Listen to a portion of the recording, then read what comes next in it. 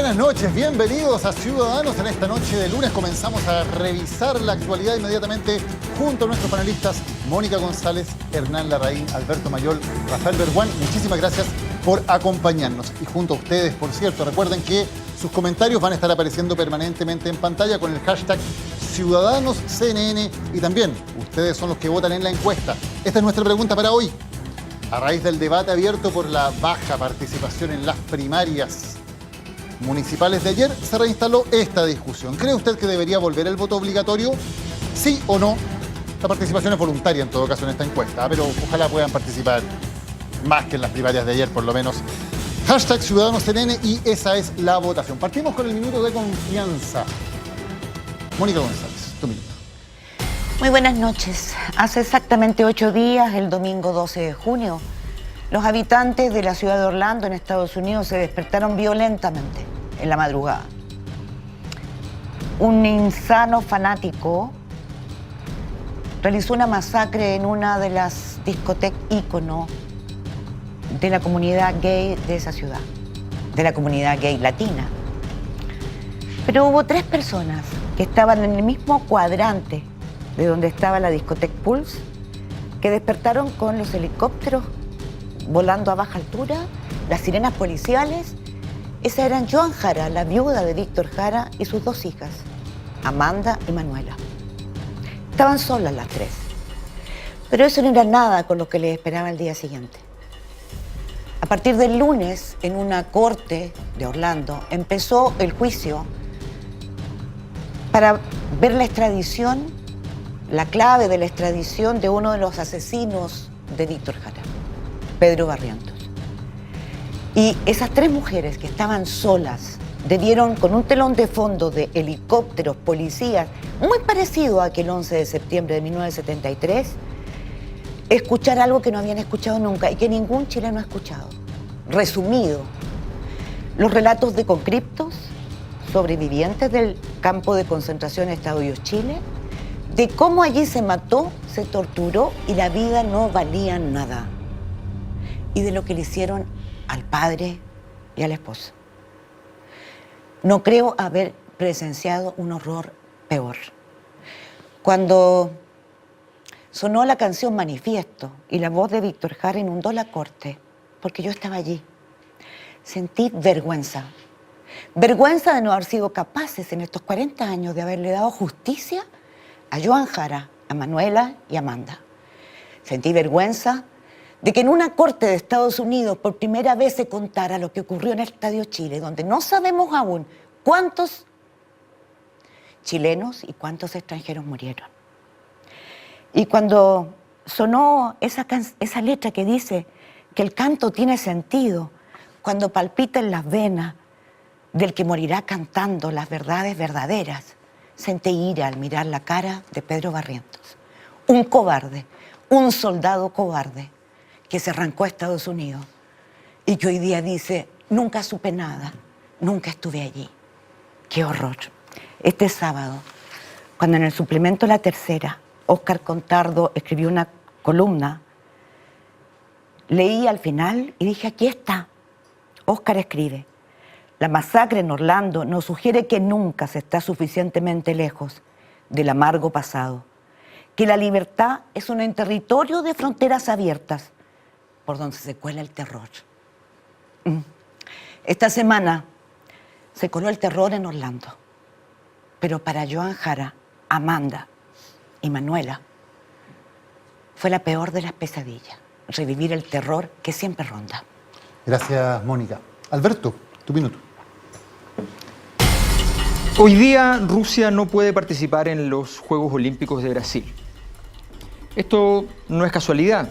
Viene pasando hace rato que, de algún modo misterioso, difícil de explicar para muchos, los países que están organizando mundiales, olimpiadas o aquellos actores importantes en la escena internacional que tienen alguna capacidad de impugnación a quienes han cumplido un rol preferente, se les desacredita, se les destruye sus posibilidades políticas asociadas a estos importantes eventos que siguen siendo, como lo fueron desde siempre, desde la época de la Grecia clásica, eventos muy importantes. La Olimpiada y el Mundial de Brasil no van a significar nada en la historia de Brasil, nada positivo al menos. A Rusia casi le quitan el mundial anterior y ahora no puede ir a las Olimpiadas. La verdad es que la situación tiene que ver con una sola cosa. El imperio contraataca. Después de años de estar bastante perdido, Estados Unidos está retomando el control. Está retomando el control de América Latina, está volviendo por sus fueros. Y aquí nosotros en la ingenuidad seguimos pensando que las cosas pasan porque simplemente pasan y porque hay controles antidopaje que supuestamente explican cosas que no las explican. Gracias, Alberto. Voy a tomar mi minuto. Jaime Orpiz, como ustedes saben, está en este momento cumpliendo prisión preventiva, acusado, entre otras cosas, de uno de los delitos más graves que se pueden levantar contra un político: haberse vendido al poder del dinero traicionando la confianza de sus electores. Por cierto, es la justicia la que tiene que determinar si Orpiz es culpable o inocente, pero ética y políticamente es muy preocupante que su ex partido, la UDI, esté anunciando hacer una visita institucional mañana para solidarizar con él. ¿Por qué un partido político debería solidarizar con una persona que está en prisión acusado de delitos tan graves? La evidencia política y ética nuevamente contra Orpiz es tremendamente contundente. Aquí, cuando hablamos de un partido político institucionalmente, como la UDI, no se trata de solidaridad humana, se trata de responsabilidad política con la democracia. Y esa responsabilidad pasa por dar señales claras y inequívocas contra los corruptos y contra quienes traicionan la representación que los ciudadanos ponen en sus manos. Hernán, tu minuto. El día de hoy quería referirme al matrimonio igualitario, proyecto de ley que va a presentar el gobierno prontamente y darle un apoyo, porque creo en la familia y creo que es un proyecto que puede ayudar a la familia. Sin embargo, voy a aprovechar este espacio para ayudar a precisar una pequeña confusión que ha habido a propósito del proceso constituyente y de las actas que generan los encuentros locales autoconvocados. Y esto lo hago como miembro del Consejo Ciudadano de Observadores. Se informó tanto por el Mercurio como por el diario electrónico El Mostrador este fin de semana que habrían problemas en la plataforma para poder levantar las actas y que solo algunas actas van a ser parte de la información que se va a sistematizar dentro de este proceso. El Consejo hoy se reunió y quiere precisar, en primer lugar, de que todas las actas que sean subidas al sistema van a ser parte del proceso que va a ser sistematizado, por lo tanto, parte de los cuadernos ciudadanos para la nueva Constitución. No solo eso, también se le solicitó al gobierno, a Sexpress, que estaba presente en la reunión de hoy, que presenten distintas medidas, acciones concretas, para ayudar a todas aquellas personas que han tenido problemas con la plataforma, la que efectivamente tiene deficiencias técnicas. La voluntad del Consejo es que todos aquellos que hayan participado en este proceso sean parte de las conclusiones y del informe final. Gracias, Hernán. Rafael, tu minuto. Hace unos días el Centro de Estudios Públicos, el CEP, publicó una encuesta del pueblo mapuche en las regiones del sur y la metropolitana. Yo quiero destacar dos cuestiones en este minuto. Primero, la importancia de la restitución de tierras por sobre otras demandas sociales que muchas veces aparecen, como la salud, la educación, que son muy importantes, incluso el apoyo económico. Segundo, y esto me parece muy notable, que la mayoría de los mapuches confía mucho en Carabineros, incluso en la PDI y en las Fuerzas Armadas. Sin embargo, confían casi nada en las autoridades políticas.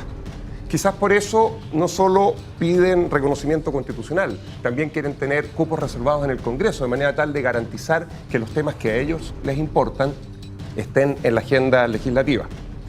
La tarea pendiente es que las culturas chilenas y los pueblos originarios convivan, y eso exige que nos integremos respetándonos desde nuestras propias identidades. Yo creo que hasta aquí hemos fracasado. Gracias, Rafael. Vamos de inmediato al primer tema de debate. Ayer se realizaron las primarias para las elecciones municipales y la noticia... Sí, Mónica. De repente deberíamos a lo mejor dejar un minuto para comentar los minutos de confianza. Hoy día me interesaron todos. Porque de verdad, a veces los minutos de confianza se dicen cosas increíbles. Sí. Que tenemos poco tiempo para hacer el programa. Ya son las 10:12 y todavía no entramos al primer debate, imagínate. No, sí, está bien. Y tenemos una hora nomás. Por eso quiero presentar el primer tema de debate. Las primarias que se realizaron ayer y donde la noticia, más allá de los resultados, de los ganadores y de los perdedores, estuvo en la bajísima participación. Apenas 5,6% del padrón total de habilitados para votar en esas comunas donde se votó. La nota y el debate. Yo les digo que voten. Hay que participar y ver cómo resulta. Esta oportunidad de participación no se la pierdan.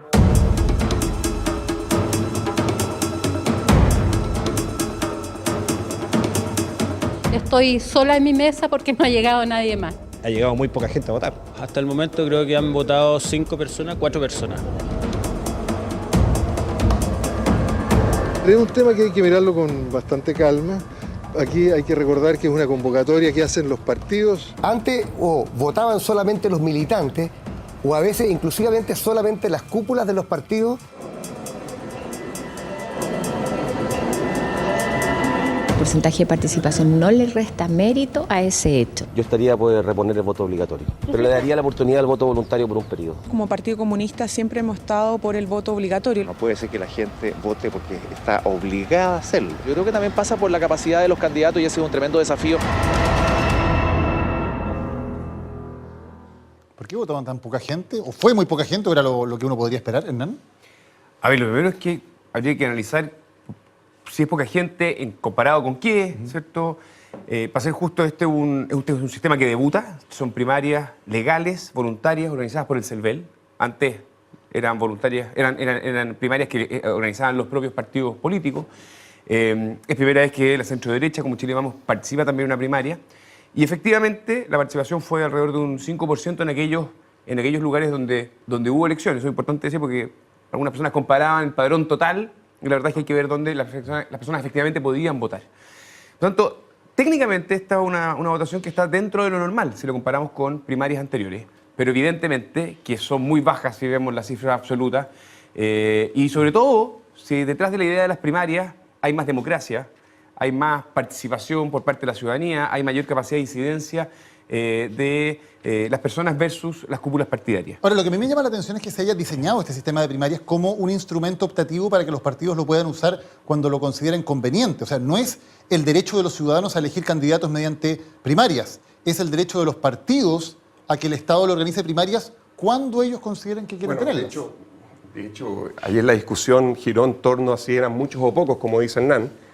Estuve mirando los números. Efectivamente, si uno compara las personas que votaron ayer en las comunas en las que había candidatos con los que votaron en la elección municipal de octubre del 2012, creo que fue en octubre, es más o menos, y coincidentemente en los dos grupos, en Chile Vamos y en la Nueva Mayoría, fue 37% el número. ¿Ya? Es una coincidencia. Pero es interesante, solo un comentario para ir al fondo, y es que si nos concentramos en la Nueva Mayoría y vemos la primaria que ellos sí tuvieron en el 2012, porque recordemos que ellos sí hicieron primaria municipal, proporcionalmente votaron más personas ayer, proporcionalmente a las comunas en las cuales presentaron candidatos que las que votaron el 2012 durante su propia primaria. Dicho lo anterior, yo creo que el problema que ocupó ayer la mayor parte de la discusión no es el relevante. Yo creo que la tragedia, a mí me habría gustado que ayer votara más gente.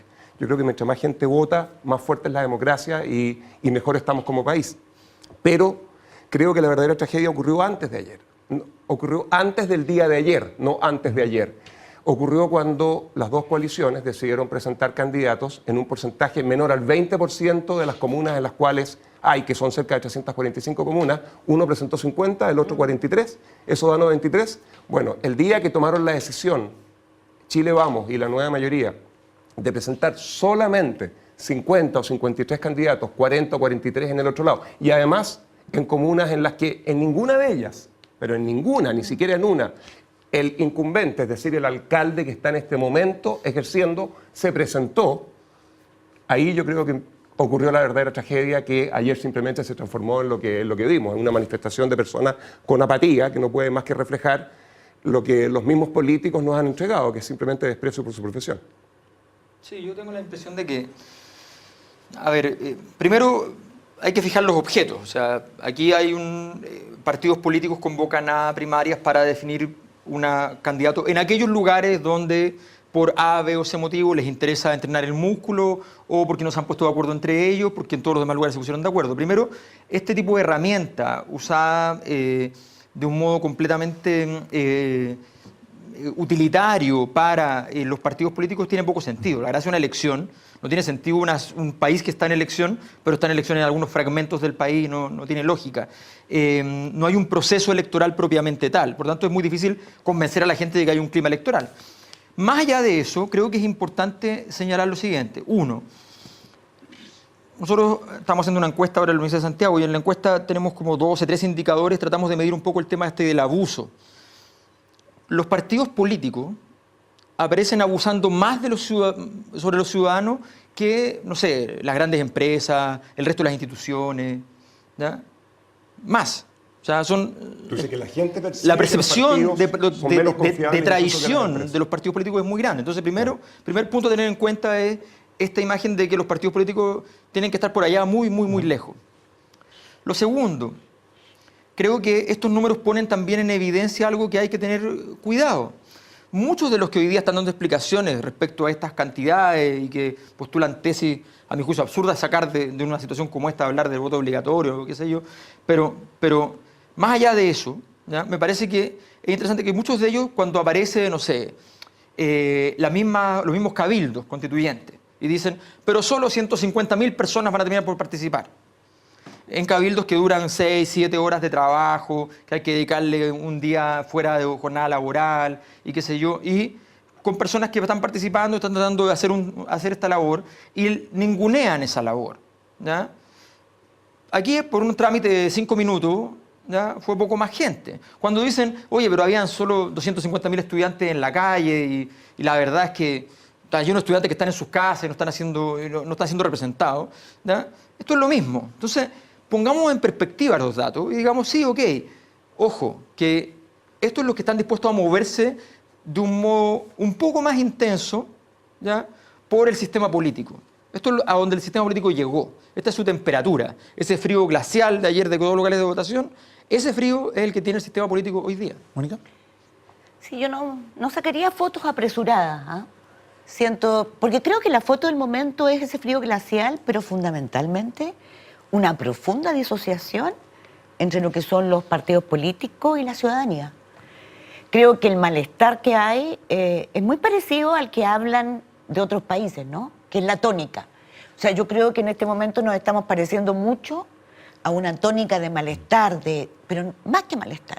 Lo que tú decías, ese abuso, es necesidad de mantenerse alejado de los partidos, como que no me conviene acercarme. Y a mí me preocupa mucho, que yo siento que no veo una verdadera cambio ni en la actitud, ni en el discurso de la dirigencia política para poder capturar nuevamente ni la atención, ni la pertenencia, ni los afectos. Y a mí me preocupa porque la democracia es fuerte con partidos políticos fuertes. O sea, a mí de verdad me preocupa que entre por los palos un Farca. Me preocupa que entre por los palos un populista. ¿Y eso puede pasar? ¿Qué piensan los demás panelistas? ¿Estamos en esa posibilidad de que ocurra algo así? A ver, digamos que si hubiera voto obligatorio, las posibilidades de que hubiera un populista son mucho más altas. Eso obligaría a una gran cantidad de electores apáticos, desinformados, desinteresados, a verse obligados a tener que elegir a alguien. Y muchas veces elegir a alguien que aparece como algo novedoso, con soluciones mágicas, un clásico populista. En esta discusión normativa entre voto voluntario y voto obligatorio, creo que es importante notar de que el voto voluntario al menos tiene la particularidad de movilizar a electores relativamente informados en una estructura de partido que está muy debilitada, pero finalmente, bajo estructura partidaria, candidatos que tienen una cierta identidad política. Y creo que la prueba de que están leyendo mal es que la discusión se centra si el voto es obligatorio o voluntario. Y voy exactamente a eso. ¿No creo que cuando ayer vemos los locales vacíos, digamos, y luego un grupo político diciendo aquí hay que reponer el voto obligatorio, creo que la señal es la lectura completamente equivocada. La ciudad, es decir, claro, vamos a obligarlos a todos a votar, esta es la forma de solucionar este problema. Cuando en realidad la clase política ayer debe haber dicho, estamos haciendo las cosas muy mal. Porque abrimos nuevos espacios de participación y la verdad es que la gente no va a elegir a potenciales candidatos. Entonces, creo que la señal que se da cuando se levanta esta discusión es equivocada y estoy contigo, creo que acá hay la cuestión de fondo, y con eso termino, Rafa, es un sistema político profundamente debilitado, ha sido un proceso, todos lo sabemos, y creo que son señales alarmantes respecto a la elección municipal en términos de participación en octubre. Cuando el termómetro dice que hay fiebre, rompemos el termómetro. Exacto. Rafael. Yo voy a ir un metro más atrás, que en parte tiene que ver con lo que ustedes dos dijeron. En general, los partidos políticos débiles, y parece que el diagnóstico es compartido en esto, ¿no es cierto? Que en Chile tenemos una institucionalidad política que no es lo suficientemente fuerte. Ese problema se exacerba se exacerba cuando tú tienes... Y déjame poner un tema sobre la mesa para tratar de generar un poquito de discusión. Yo creo que la primaria puede terminar exacerbando ese problema. O sea, primarias en un... A ver, si el punto es el siguiente. El punto es que si tú preguntabas por el populismo, si tú tienes partidos que son institucionalmente débiles, es más fácil que un caudillo se haga el poder y termine en definitiva controlando un determinado sector. Y lo que uno tiene que hacer es luchar contra eso. A mí me parece que, en parte ustedes lo decían, aquí hay un problema previo que no hemos resuelto. Tenemos que hacer un esfuerzo. Si uno tuviera que priorizar esta cosa de formación profesional, rankear de acuerdo a la importancia, a los distintos problemas que estamos enfrentando hoy día, a mí me gustaría poner el foco, más que en la discusión de primarias o no primarias, incluso de voto voluntario o no, porque creo que hay argumentos para los dos lados, sí, claro. Y yo para molestar después voy a decir que yo estoy de acuerdo con el voto obligatorio, para que uno de los 5 no piense igual, porque si no... Tienes ganas de molestar, ¿no? Más allá de ese punto, yo creo que aquí el problema de fondo, de verdad, el prioritario es seguir avanzando a tratar de fortalecer los partidos políticos, algo que hasta el momento no se ha conseguido, y estamos en el peor equilibrio posible, en un mundo en el cual los partidos políticos siguen siendo débiles, donde hay primarias que son voluntarias y donde estamos además en un contexto en el cual la gente, por lo tanto, no está llegando porque no hay competencia al interior de las coaliciones. A mí me llama la atención la denostación generalizada a Farcas, no lo digo por la mesa, porque, la única que lo mencionó fui yo. Porque entiendo, no, también lo mencionó Hernán. La única que lo mencionó fui yo. Yo no di nombre. Bueno, pero estaban refiriéndose también a los populistas. Pero no dijo que Farcas era un populista. Está bien, pero es bastante evidente. Yo no digo que no sea un populista, de hecho creo que sí lo es, el punto no es ese. No digo por la mesa, porque justamente no tiene que ver con los argumentos que se han esgrimido en la mesa. Tiene que ver con que a mí me llama la atención cuando lo que hace Farcas es representar exactamente, de lado a lado, el Chile que se quiso construir durante estos últimos años. El Chile de los hombres exitosos, del emprendimiento, de los resultados, del dinero sobre la mesa. Ese Chile es Farcas. Y hoy día aparece Farcas y todos ponen el grito en el cielo. A mí me llama más la atención, como incapacidad de la política, que el presidente del Senado de la República de Chile, el señor Ricardo Lagos Weber, tenga que levantar como candidato de la principal ciudad de su circunscripción, Valparaíso, a DJ Méndez. Que sea ese su candidato. Que un político normal en la historia de cualquier país del mundo, con una élite que esté funcionando en forma, ¿ya? Va y nombra un delfín, tiene a alguien que hizo carrera, su jefe de gabinete, alguien que trabajó con él en las bases. ¿Ya? No, tiene que ir a la tele, ¿ya? A ese nivel de incapacidad política. ¿Ya? Tiene que ir a la tele a buscar una persona que no sabe nada de política, que no sabe nada de él, no sabe nada de Ricardo Lagos Weber, ¿ya? Para poder ponerlo de candidato porque sencillamente trae un cerro de votos asociado a su fama. Ahora, DJ Méndez va a las primarias y gana las primarias. Y las gana con una de las mayores votaciones del país. Sí. Claro. Por lo tanto, ¿eso es un argumento a favor o en contra de las primarias? No, es que yo no puedo decidir si las primarias me gustan porque me gusta el candidato que se puso. Solo acredito el hecho. Las democracias para que cualquiera sea elegido. ¿Qué te pasa con Méndez? No me pasa nada con Méndez, ese es el punto.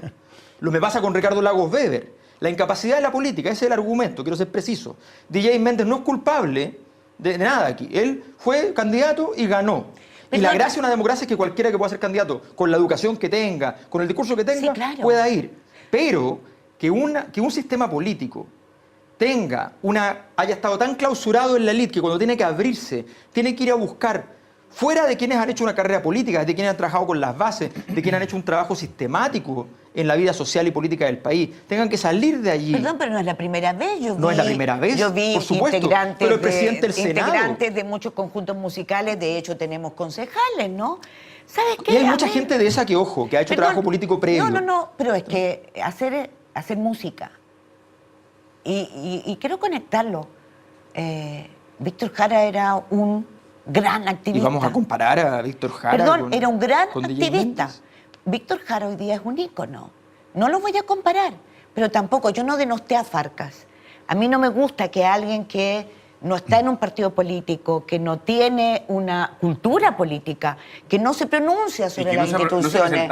Y que no se ha presentado nada. Voy más allá con el tema de Farcas. Para mí el problema de Farcas es que aparece en mención espontánea, segundo o tercero en las encuestas, sin que nadie sepa una sola propuesta de qué querría Farcas para el país. Nada. Yo no tengo la menor idea de si Farcas está a favor o en contra de que el cobre se nacionalice o se privatice, qué piensa sobre los derechos de agua, qué piensa sobre el matrimonio igualitario. Nadie sabe absolutamente nada y una persona del que no se sabe nada, aparece por mención espontánea entre los 3 primeros de las encuestas. Daniel, eso para mí es el problema. No es culpa de Farc. Pero además lo borran. Es el problema, Además lo borran. Sí, pero además quiero decir algo. El problema para mí, ojo, está en la calidad de los alcaldes.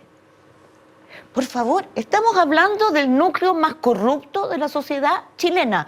No lo dice, no lo digo yo, lo dice la Contraloría y lo dicen todos los estudios. Estamos hablando de un lugar en donde mucha gente basa su poder en un clientelismo abyecto, en donde los fondos educacionales y de salud son los que primero se echan mano para financiar ese clientelismo, claro, y se financia cualquier cosa y no pasa nada. Nada. Entonces, estamos hablando de que las elecciones próximas van a dirimirse en un lugar que recibe mucho dinero, pero muchísimo dinero, y que no tiene ni siquiera la más mínima fiscalización que amerite que los alcaldes puedan hacer una gestión que de verdad dé cuenta a la ciudadanía. Y entonces, en ese contexto, yo siento que el mensaje que uno esperaba, ¿no? Es cómo vamos, en medio de una crisis del sistema, de confianza, de rabia, de molestia, de separación, de distancia, ¿cómo recuperamos? Y una forma de recuperar es poner mejores candidatos, presentar propuestas para cómo la rendición de cuentas de las municipalidades se va a hacer más clara y de cómo un compromiso, no va a haber más perdonazo en la Cámara de Diputados de los diputados para perdonar todas las platas que son cuestionadas por la Contraloría. No, yo quiero decir una cosa simple. No deberíamos sorprendernos tanto con lo que vimos ayer. Seamos justos, hemos venido analizando en este mismo programa por meses una crisis sistémica de la política. Los casos de financiamiento irregular lo único que han hecho es destruir la poca confianza que había sobre la clase política. Los números del gobierno actual son durísimos, digamos. Entonces, creo que lo de ayer es básicamente la confirmación de algo que estaba súper diagnosticado y que, ojo, deberíamos anticiparnos respecto a lo que va a ocurrir en las próximas municipales. Ahora, no todo, y quiero ver algunas gotas de agua del vaso un cuarto lleno. La centro-derecha participó por primera vez en primaria, cosa que no había ocurrido antes. Lo segundo, la votación de la derecha fue muy parecida a la votación de la izquierda. En términos proporcionales, tuvieron una representación similar. Y pensemos en que la última elección presidencial y parlamentaria, la nueva mayoría ganó con amplios márgenes. Y por último, y aunque venga de cerca, Evópolis, que entró por primera vez en esta campaña, ganó en una comuna y sacó el 20% de los votos de Chile Vamos, en su primera elección. Entonces creo que es una señal, alguna pequeña señal, de que también se empieza a oxigenar en algún grado con aquellos que presentan proyectos nuevos. Hernán, tú habías dicho no al voto obligatorio. Rafael, tú habías dicho sí. ¿Por qué? Bueno, hay obviamente razones conceptuales para estar en una o en otra posición. A mí lo que me preocupa en general del voto voluntario es que en los hechos, particularmente en países que todavía tienen un nivel de desarrollo bajo como el nuestro, tiende a castigar mucho el voto de la gente pobre. Hay un sesgo socioeconómico grande y termina votando la élite. En un país como este, en el que la élite está uniformemente distribuida, está en torno a una misma idea, me parece que el resultado es muy poco deseable. Y por lo tanto, yo prefiero sacrificar algunas otras virtudes que tiene el voto voluntario y avanzar hacia un voto obligatorio para asegurarme de que haya una participación más distribuida en distintos segmentos de la población. Sí, a ver, primero respecto a ese dato que se ha dado, porque hay algunos papers que salieron señalando de que efectivamente se da la tendencia internacional de que vota más la gente con más dinero. Yo correlacioné con muchas variables a nivel comunal la elección pasada y me acuerdo que la correlación más alta se daba con aquellas comunas que tenían menos conectividad con otras ciudades. Era una cosa curiosa, pero ahí eran donde más se votaba, ¿ya? Entonces da la impresión de que... No entendí. ¿Qué significa eso? Hay un índice de conectividad de una ciudad, si tiene malos caminos, si tiene malas líneas telefónicas, si tiene... Están más aisladas. Perfecto. El índice de aislamiento. Y ese índice de aislamiento, aquellas comunas que eran más aisladas tenían mayores votaciones. Ya. Entonces, comunas donde cuesta más ir a votar, porque no tienes para ir, te vas a demorar 2 horas, y va más gente a votar. Entonces da la impresión de que también lo que hay aquí en la abstención, uno podría postular la hipótesis, porque ahí no hay ningún dato sobre la mesa, reconozco, pero uno podría postular la hipótesis de que esas son zonas con menor niveles de información, donde toda esta discusión sobre el malestar social ha permeado menos. Por lo tanto, no solamente puede discriminar en una dirección por el ingreso socioeconómico, sino que hay otras variables que andan dando vuelta. Y que que andan dando vuelta. Menos enojados con el sistema. Exactamente. Entonces hay que tener cuidado. Pero en cualquier caso, yo soy un convencido de que primero, a mí me problema la discusión cómo se ha dado. Me molesta que la discusión sea a partir de rendimientos, resultados o datos. La discusión de si el voto es voluntario o es obligatorio es una discusión de principios. Yo creo en el voto obligatorio porque considero que las obligaciones cívicas lo incluyen, o no creo en el voto obligatorio y creo que es un deber, un derecho, o a veces hay deberes y derechos que son la misma cosa, también puede ser, eso es aceptable. Bueno, entonces, en ese caso, esa es la discusión que queremos tener como país. A mí me molesta mucho la vez anterior que tuvimos la discusión, y ahora como la tenemos porque la gente no va a votar, ahora los vas a obligar. Eso es comprar a 50 años plazo gente indignada ya por completo con el sistema. ¿Cuál es tu postura? No, yo creo que tiene que ser obligatorio. Y no he votado nunca. ¿Tú crees que tiene que ser obligatorio? ¿Tú no has votado nunca? No. Nunca, nunca. Sí. Ni siquiera en el colegio. En la universidad el año pasado voté.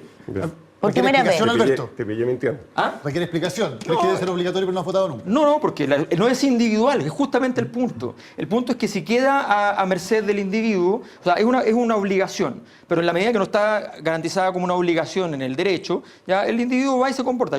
A mí la oferta política que existe hoy día no me interesa, no me parece interesante ni la nueva mayoría ni la alianza Hoy Día Chile Vamos, nunca me ha parecido interesante, y las ofertas políticas alternativas desagregadas me parecen una tontera porque no tienen ninguna capacidad de viabilidad. Por lo tanto, si no están unidos, yo no voy a ir a concurrir. Prefiero para participación política en otro tipo de actuaciones, prefiero meterme en otro tipo de asuntos políticos, dedicarle tiempo de otra manera y no creer que por 5 minutos me convierto en ciudadano, ¿ya? Entonces, creo que eso es lo importante. Y Alberto, y si siguiendo lo que tú dices, se decretara voto obligatorio, ¿irías a votar? Si no hay oferta, por lo menos que me pasen el parte y no voy, pero por lo menos, pero es obligatorio, eso es lo importante. Da lo mismo la conducta individual. No, pero Alberto dice no voy a votar, no dice voy a votar nulo. Sí, no, si hay una agrupación, si se arma una... yo creo que... No, pero hoy, si fuera hoy día no habría que votar. ¿Y pagarías la multa? Pago la multa, claro. No les asuste, ustedes estamos en el peor mundo posible, estamos en un mundo en el cual hay voto voluntario y no hay ninguna competencia al interior de los partidos. Entonces, la posibilidad de que terminemos en una situación de apatía total, a mí en un mundo en el cual además me preocupa mucho que la democracia es un bien que yo creo superior, un bien público, como dicen los economistas, un bien necesario que tiene que ser defendido y protegido. Yo en ese contexto voy a jugar un poquito con los conceptos, no me reten. Estoy dispuesto a sacrificar mi principio del voto y usarlo más bien instrumentalmente con el fin de conseguir un fortalecimiento de la democracia. Pero entiendo perfectamente que voto obligatorio con el sistema de partidos políticos que tenemos hoy día, en el que hay cero competencia, no es un buen equilibrio. Yo creo que la pregunta tiene que ir un poco más atrás de por qué la gente va a votar. Porque en términos de racionalidad no tiene mucha racionalidad. Ir a votar, perder una cantidad de tiempo, etcétera, por algo que no va a cambiar, porque un voto no cambia el curso de una elección. ¿Por qué la gente va a votar? Y hay estudios, ahí voy a citar a Geoffrey Brennan y Lauren Lomasky, que hablan de que lo que se hace es un voto expresivo. La gente va a votar no de manera instrumental, sino para expresar que es parte de una comunidad, o es parte de un movimiento, o es parte de algo de lo que se quiere sentir emocionalmente parte. Y me parece que eso es lo que falta en Chile. Eso es lo que objetivamente se ha despolitizado durante un cuarto de siglo, no hablemos de los últimos escándalos. Se le ha dicho a la gente, ustedes no son parte de una comunidad en la cual su opinión sea relevante para empujar al país en una determinada dirección. Yo creo que eso es lo que finalmente está en el fondo, que se sincera con el voto voluntario. ¿No? Tampoco hay la pertenencia que te convoca, que te llama, que te incentiva y que te llena todo, te llena de principios, te da sentido a tu voto. O sea, los partidos tienen un discurso. Yo de verdad, estos últimos días me he sentido de repente entre Venezuela, porque cuando yo escuchaba las razones de por qué Jaime Orpi estaba en la cárcel, yo era casi como, me sentía en Venezuela. O sea, Jaime Orpi no había cometido ni irregularidades, ni está acusado de delitos, sino que era un preso político. Cuando escuché una frase de él, ha sido, es y será siempre libre. Era lo que le dicen de los presos en Venezuela. Yo decía, pero Chile no es Venezuela hoy día. Y por el otro lado, no escucho ninguna propuesta que me diga tampoco cómo emparejamos la cancha, cómo nos convocan a reforzar esta democracia en medio de crisis por donde uno mire, ¿no? Entonces, a mí también me preocupa, pero yo soy más optimista que tú. Me gustaría hacerme cargo de un punto, porque yo creo que es correcto el diagnóstico de decir que hoy día el sistema político está en una crisis y la gente no participa electoralmente y por lo tanto la democracia está amenazada. Y que en los últimos 25 años, de alguna manera, han neutralizado la participación política. Yo creo que es un diagnóstico correcto, pero eso no es lo mismo decir de que la ciudadanía no tenga vocación pública, que no tenga interés por los temas públicos. Señales como las que decía Alberto, las movilizaciones, tanto estudiantiles, hay otras que han sido, este sábado es la marcha, ¿cierto?, por la igualdad de derechos gay, la diversidad sexual.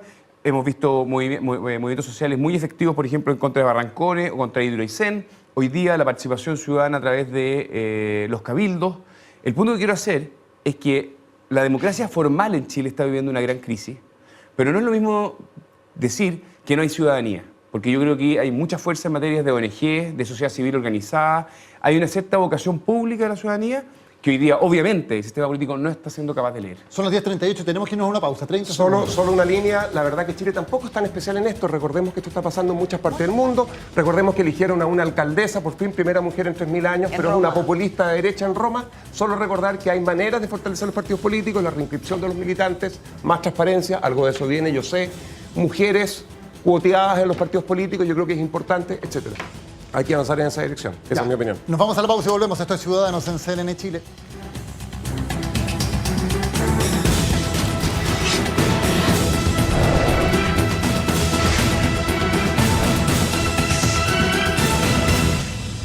Estamos de vuelta con este encendido debate en Ciudadanos. Recuerden que ustedes también pueden participar con el hashtag CiudadanosCNN y votando en nuestra encuesta. Voto obligatorio, ¿sí o no? Alberto Mayor, te doy la palabra. Sí, yo quería complementar lo que se había dicho, pero agregar un punto que en general se esquiva bastante en Chile. Lo que hace falta para que los ciudadanos quieran participar y entiendan dónde están parados en el proceso político es que se clarifiquen los conflictos. O sea, en Chile nosotros jugamos a que no tenemos conflictos y tratamos de evitar los conflictos. La política está hecha de conflicto. Hay tres elementos de la política básicos: el poder, el conflicto y la autoridad. El poder está debilitado, los políticos se ven de rodillas frente a los empresarios. Con eso la ciudadanía no quiere saber nada con el poder político. La autoridad, ni hablar. La autoridad tiene un contenido de prestigio, de prestancia, que del autor correspondiente. Los autores de todo esto están imputados, ¿ya?, por la justicia, muchos de ellos. Pero además el conflicto. ¿Cuál es el conflicto que estructuró la relación de la política chilena naciente en democracia desde el año 90 en adelante? La figura de Pinochet. Los que estaban a favor y los que estaban en contra de Pinochet. Muerto Pinochet, ¿cuál es el conflicto? Hoy día, veladamente, hay un conflicto muy importante que se expresó la semana pasada en las palabras de Camila Vallejo sobre Ricardo Lagos. El juicio a la transición. Pero el juicio a la transición, que es un debate muy interesante porque además quienes más apoyan a la concertación respecto a la transición es la derecha. La nueva mayoría no sabe muy bien qué hacer y eso es una señal muy potente. Se ha desordenado ese naipe. Bueno, ese juicio no se ha puesto sobre la mesa. Quizás si Ricardo Lagos va de candidato sea la única oportunidad que tengamos de tener ese juicio sobre la transición. ¿Qué pensamos sobre la transición? ¿Ya? Ese conflicto es lo que está hoy día. Hoy día hay otro conflicto muy importante, la distinción entre élite y ciudadanía. Ese conflicto es crucial hoy día, ¿ya? Todos esos conflictos están fuera de la escena y tratamos de limpiarlo. Y por eso los que sirven de candidatos son aquellos nombres que vienen de la tele, que carecen de todo conflicto y que simplemente son acumulaciones gigantes de conocimiento por parte de las personas. Y en la lógica de estos candidatos, tipo Michelle Bachelet inclusive, que teniendo muchos conflictos que ella representaba, los evitó todos para convertirse en alguien simplemente cercano a la gente, más integrado con la ciudadanía, qué sé yo. Se evitó todos los conflictos y salió y quiso ser simplemente alguien próximo. Bueno, ahí está la despolitización y ahí está la ausencia de posición de cada uno de los chilenos y la incompetencia, la incapacidad, la ignorancia política, la idiotización de la sociedad chilena. Pero en eso la clase política ha sido, muy exitosa, porque en toda la transición, desde el año 88 en adelante, precisamente lo que se intentó decir fue que en las elecciones no había un conflicto que resolver y que las resoluciones se tomaban en otro espacio, en el espacio de la élite y luego con la élite subcontratando a la tecnocracia para que tomara las definiciones realmente importantes. O sea, Costándola. hace 2 años se nos dijo acá que la discusión sobre impuestos, una de las discusiones de poder más importantes en toda sociedad, lo dijo el senador Andrés Saldívar, tenía que tomarse en una cocina y no podía hacerse de cara o a la vista de la opinión pública. Una discusión fundamental del poder en la sociedad. La definición de la élite era que no podía hacerse en una discusión abierta, pero sino ese que es había el que conflicto, subcontratarla a la Daniel. tecnocracia. El conflicto está ahí, perdón, el conflicto está ahí. El conflicto está en que los consensos lo que han hecho ha sido pensar que la ciudadanía es idiota, Alberto. Pero la ciudadanía no es nada idiota. La ciudadanía entiende que los conflictos que tiene no están resueltos. O sea, lo que le molesta a la ciudadanía, y perdone, a lo mejor es una soberbia porque uno dice, se toma la palabra de la ciudadanía, pero uno traduce, lee, interpreta, es la ineficiencia. La ineficiencia de unos y de otros en no hacer una respuesta a las amenazas de tu vida cotidiana. A mí, la vida cotidiana de los ciudadanos me importa mucho, porque es mi vida, porque es la vida de todos. Y yo creo que hay temas realmente muy complejos. Transantiago. 2, violencia. 3, sueldos de verdad miserables muchas veces. La otra vez yo escuchaba a Ramiro Mendoza que decía, el ciudadano siente que sale a la calle y se siente avasallado por empresas privadas desde el Transantiago, que son empresas privadas, entre paréntesis, que están casi en quiebra y las van a seguir subvencionando, y por las instituciones también. Entonces, aquí yo siento que lo que hay no es idiotez, lo que hay es reclamo por no haber soluciones. Y déjenme decirle para conectar con nuestro otro tema, nosotros nos estamos haciendo los tontos con un tremendo tema de seguridad, que son la inmigración creciente que tenemos en Chile. Y basta mirar lo que está pasando en Europa para entender que ese sí que es un gran tema no resuelto. ¿Ustedes han visto a alguien que te proponga una política de seguridad? De seguridad en el sentido de, comillas, ¿qué hacemos como país si a los inmigrantes no les damos ni escuelas, ni viviendas, ni trabajo digno, ni salud? Vayan a ver el cinturón de pobreza que hay en Antofagasta. ¿Sabes lo que ha pasado acá? Que durante mucho tiempo, y lo digo porque soy economista y estoy en el otro lado, nosotros le entregamos el poder a los economistas. Este país ha sido gobernado por el ministro de Hacienda durante un par de décadas, lo que en muchas ocasiones tiene un montón de beneficios y permite avanzar en alguna dirección.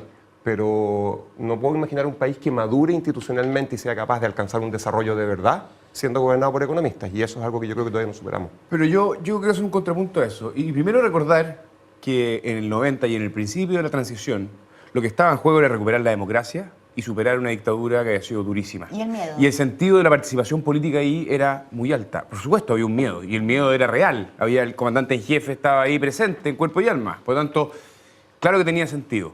Pero luego vino una época donde el conflicto político se redujo a una discusión más bien tecnocrática. Y yo no creo, fíjate, Rafael, que la responsabilidad sea de los economistas. Al contrario, creo que los economistas hicieron su pega y influyeron todo lo que pudieron influir. En cambio, los políticos y los intelectuales se fueron quedando en silencio. Acaba de ser publicado hace algunas semanas un muy buen libro, un ensayo político muy bien escrito de Daniel Mansuy, se llama Nos fuimos quedando en silencio, un análisis bien crítico tanto de la derecha y a la izquierda en términos intelectuales e ideológicos. Cuando llegó el 2011 y todo el movimiento estudiantil, fueron muy pocos los que tuvieron la capacidad de explicar realmente lo que estaba pasando y mucho menos de traducirlo políticamente. La derecha, por de pronto, estábamos en la moneda, no sabíamos exactamente qué estaba ocurriendo. Y por parte de la izquierda, Bachelet, ¿cierto?, y la nueva mayoría hicieron propia todas esas banderas sin darle realmente una interpretación. Creo yo que simplemente aprovecharon esas banderas, pero no le dieron una lectura política e ideológica. Y hoy día, entonces, se produce este vacío de sentido, porque la política no está realmente representando soluciones que la ciudadanía pueda identificar y ver partidos políticos que efectivamente estén de alguna manera traduciendo. La política está hablando un lenguaje que no conversa con la ciudadanía y esa cuestión es muy estructural. Ni tampoco está siendo parte de un juego de intereses, porque hoy lo único que los ciudadanos ven en los intereses que defienden los partidos políticos son los intereses de grandes grupos económicos, pero no se ve no sé, como ocurría en la vieja República en Chile, que uno sabía que el Partido Conservador representaba los intereses de un sector agrícola, el Partido Socialista o el Comunista representaban los intereses de los sindicatos y uno entendía la lógica de fuerzas de poder que había ahí. Hoy no se entiende quién representan, no se entiende por quién hablan. Están todos llenos de máscara.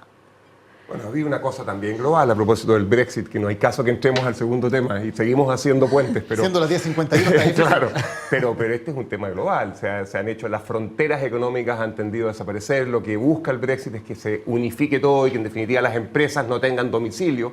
Y ese es el mundo en el que vivimos. Y por lo tanto a mí no me extraña también que se haya producido una separación mayor entre determinados grupos de interés y un sector en particular, porque creo que hoy día las empresas en el mundo están en todas partes. Pero tú dijiste una cosa que a mí yo la comparto plenamente. Aquí se les entregó el mando a los economistas durante más de una década. Y yo estoy de acuerdo con Hernán que no es culpa de los economistas. Qué bueno que trataron de hacer la pega bien, pero me parece que el país tiene que asumir otro tipo de responsabilidades, sobre todo segmentos políticos. En los nuevos magos, ¿no es cierto? En los nuevos...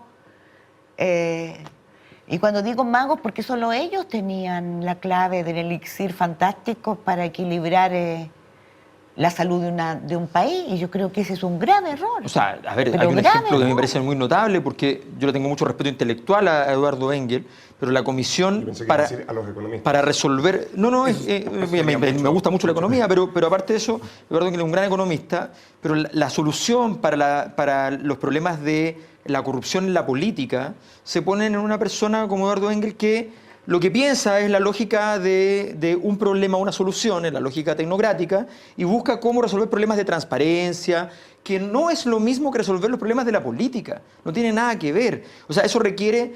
primero, no lo puedes delegar eso es tarea de la política. Como delegaron en los 90 gran parte de los conflictos sociales a la iglesia. Y llamaban a los curas y le pedían, oiga, venga a mediar en mi conflicto con la educación, con los mapuches, ¿ya? Vengan a mediar. Hoy día llegan a los tribunales. Cuando el poder político no se pone de acuerdo, ¿qué hace con el problema? Se lo tira a los tribunales. Y la moneda lo está haciendo explícitamente hoy día con el veto a la reforma laboral. Entonces, esto luego tienen que resolver los tribunales. Ojo, ese es otro y el 70, que te demuestra la crisis de la política. Lavarse las manos. Claro. Y antes que eso, mucho antes que eso, los 70, un grupo llamaba a los militares para que le resolvieran su problema. O sea, esto de buscar un tercero que se haga cargo como sea de resolver el problema de modo más violento o de modo mucho más civilino, mucho más silencioso, es finalmente una destrucción de los límites de las fronteras de la política. Y eso, la reducción de la política es el problema. Y hoy día convencer a la ciudadanía de que tenemos que ampliar los horizontes de la política es algo bastante difícil cuando la gente se imagina que la política, ¿ya?, y los excrementos son más o menos la misma cosa. Y cuando se dice, lo decía Rafael. Él buscó su frase. Una imagen fuerte, una imagen para dormir esta noche. Te la tenías guardada esa imagen, la quisiste tirar. Hace 3 programas estás tratando de tirarla. Bueno, 3% de aprobación. Las musas. 3% de los partidos políticos en la encuesta. 3%. 3%. Eso es el margen de error. Con el 1% podemos donarlo al hogar de Cristo. Es cero, claro. Decía Rafael, hay cierta coincidencia, el ministro de Hacienda gobernó Chile, o los economistas tuvieron que de alguna manera hacerse cargo de esta situación. Yo agrego algo más, además intentando que se viera a la economía como una especie de disciplina donde existía un consenso y donde no había disenso ideológico, lo que también es muy raro, porque la economía es una disciplina que está llena de conflictos, llena de discusiones y llena de ideologías que legítimamente intentan disputarse la hegemonía. Pero en Chile la lógica era que la economía tenía una especie de saber técnico que estaba fuera de cualquier discusión durante mucho tiempo. Bueno, y tú no podías discutir si tú no eras un economista, estabas desclasificado absolutamente desde el inicio para discutir. O sea, esta es una discusión entre economistas, ¿no? Ahora, oye, solo con un poquito de humildad, pucha que avanzamos, ¿eh? Pero bueno, está bien, solo recuerdo el gráfico. Rafael, pero tú eres un economista honesto y no de los otros. Intelectualmente me refiero. Bueno, no solo intelectualmente. Perdón, ¿en qué estamos ahí al frente? Yo lo que quiero decir es lo siguiente. Fíjense que en el año 2008 hubo una crisis mundial, ¿ya?, por especulación financiera. Y esa crisis mundial levantó, tal como cada vez que hay una crisis, gira el mapa de la economía, de la disciplina económica, giró el mapa en el mundo hacia los keynesianos, ¿ya? Y aparecieron Stiglitz, Krugman con fuerza, que ya venían con mucha fuerza, aparecieron con mucha claridad y apareció Piketty, qué sé yo. Ese escenario nuevo a Chile no llegó, pero no llegó. O sea, aquí no nos enteramos de qué pasó. Es como que hubiese pasado la revolución del 29 y no nos enteramos que apareció Keynes. O que vino la del 73 y no nos enteramos que apareció Friedman en esa escena. Es que no los invitaron al Chile Day. Aquí, no. No, los bonos fueron un gran bálsamo. Incluso cuando los invitaron, ¿no? Los medios chilenos lo que titulaban en aquellas noticias que habían salido en alguna parte donde decían que los números de Piketty no cuadraban y unas cosas así, pero ya... Yo sí, solo te recuerdo que los datos muestran que el 2008, Andrés Velasco, que no se enoje, aumentó el gasto 4 o 5 veces. Sí. Se gastó pero la mitad de la plata con la no, excusa de la crisis internacional, eso es que no estaba neoclásico. pegando con tanta fuerza en América Latina. Que es una operación terminó neoclásica, gastándose no casi keynesiana. la mitad de los recursos que Ser teníamos en ese contracíclico momento. solo en la crisis y muy puntualmente es algo neoclásico y no keynesiano. ¿Ya? Entonces, evidentemente, no fue monetarista, fue neoclásico. Ya, ok, concedido... No sé si Andrés está de acuerdo con eso, pero bueno, está concedido bien. el punto. Vamos a llamarlo, ¿lo podemos llamar por teléfono? Lo podemos llamar por Está teléfono. Andrés en el teléfono. Pónganse los fonos. Ya, por favor. tenemos que ir a la encuesta de ciudadanos. ¿Voto obligatorio o voto voluntario? ¿Obligatorio? Obligatorio. Por acá? Obligatorio. ¿Voluntario? Voluntario. ¿Mónica? Obligatorio. Obligatorio, yo creo en voluntario también. Veamos qué dice la gente aquí en la encuesta. voluntario. Estamos divididos hoy día, así Voluntario. que hoy día estábamos divididos absolutamente en nuestro panel. Ya, veamos qué respondió la gente. Restaurar el voto, mira, está bastante dividido, ¿ah? Restaurar el voto obligatorio 41%, en contra, o sea, por mantener el voto voluntario 59%. Bastante dividido Chile sigue siendo una sociedad liberal. Los liberales destruirán este país. Diferencia escasa, diría. Yo pensé que iba a ser mayor también, pero una postura. Yo también pensé que iba a ser mayor. Sí, no alcanzamos a hablar del Brexit, pero les voy a pasar un aviso. El miércoles, Mónica Rincón, Cable a Tierra, temas internacionales, va a hablar del Brexit miércoles a las 10 de la noche, ya que no alcanzamos a hablar en Ciudadanos, se nos pasó el tiempo. Perdón, yo solo un comentario. ¿Ya? ¿Te imaginas en Chile, con la xenofobia, con la campaña contra los inmigrantes que hay en Inglaterra para salirse de la Unión Europea? ¿Te imaginas una votación así en Chile? La xenofobia 90%. sería, pero... Rafael, Alberto, Mónica, Hernán, muchísimas gracias por habernos acompañado en el día de hoy en Ciudadanos de CNN Chile. Gracias a ustedes por haber participado, por haber votado de forma absolutamente voluntaria, por cierto, en nuestro programa. Sigan en la sintonía de CNN Chile. Buenas noches.